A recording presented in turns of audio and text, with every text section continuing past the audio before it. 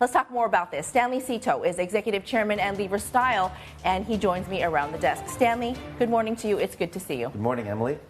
Now, the last time you were here with us in August, you were telling us about this inventory glut, and I quote, people were buying on the supply chain drastically has been reduced. Now, with this 4% decline that we're seeing in revenue, would you say that your earnings came out rather unscathed? Yes, I think we're very fortunate that our business model allows us to outperform the industry, both on the top line and on the bottom line. Last year, there was a lot of inventory being worked through the system so that people were trying to basically, even though if they were growing, but the purchasing was down because of the inventory position they were in the start of the year. And yeah, we got through that year. And I think most of the excess inventory has been worked through the system. But this year, we're looking at a very difficult economy where consumer demand, especially on discretionary spending, seems to be down. And if the U.S. slips into a recession, that will sort of make things even worse. And Europe, in many places in Europe, like the Britain and probably Germany, already in recession. So the world economy is looking much more wobbly, and that doesn't bode well for consumer demand. Talk to us a little bit more about this buying. Has it resumed? Where is it? Where is the demand coming from? And what more can you tell us about what it reveals about the global economy?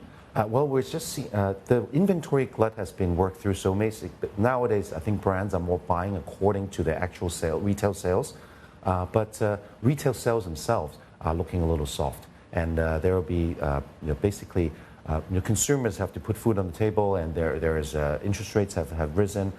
Mortgage rates have gone up, and basically we're seeing weakening consumer demand across the board, all over the world, not just in the U.S. U.S., you saw a revenue decline of 8%, but notable is in Greater China, it was down 74%. Now, this is where your brands are based, which is where you're taking your revenue from. What's happening there? Would it be an impact of geopolitics that is causing this decline? Less so. In China, it's much harder to do business in China nowadays. And with the weakening, slowing economy, payment terms become an issue. So we just have been retreating from that market and focusing more on the developed world. You're debt-free. You have $18 million in cash, and you've already indicated that you are on the lookout for M&A for growth. What are you looking at? What types of clothing are you looking at buying? Where and what? Well, we're looking for complementary businesses that will add synergies to ours.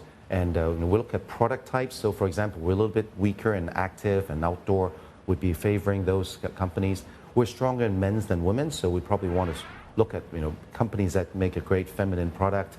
We're also looking for different geographies. So we're strong in Vietnam, but weaker in some of the Southeast Asian and South Asian countries.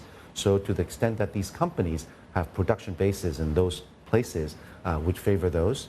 We're also looking for sort of more scale, and there is operating leverage to be gained. And our strategy has always been during good times, we grow organically, such as in 22, when during the post-COVID rebound, we grew over 50% basically organically.